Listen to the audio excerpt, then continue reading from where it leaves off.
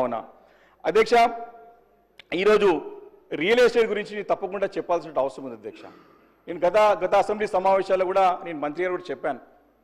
Sir మీరు తీసుకున్న నిర్ణయాలు కొన్ని నిర్ణయాలతో సరే కొన్ని నిర్ణయాలు ఇండస్ట్రియల్గా వచ్చే పెట్టుబడులకి ఇబ్బంది ఉన్నా ఈ హైడ్రా అనే దానితో ఈ రియల్ ఎస్టేట్ పూర్తిగా ఇబ్బంది పడుతుందని చెప్పి మరి గతంలో చెప్పడం జరిగింది అధ్యక్ష. మా దగ్గర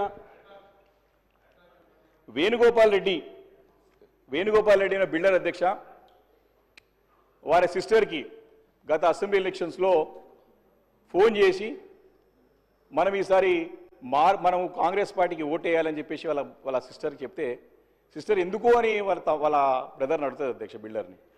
మనం మార్పు కావాలి అని చెప్పేసి ఆయన చెప్తాడు అధ్యక్ష.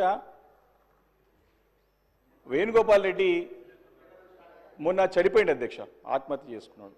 మేము వారింటికి నేను హరీష్ రావు గారు అందరం కలిసి వెళ్ళి అడిగినాం అధ్యక్ష. ఆమె అన్నది కొంపల్లి అధ్యక్ష, గుండ్లపోచంపల్లి, అది అందరూ కూడా తెలుసు.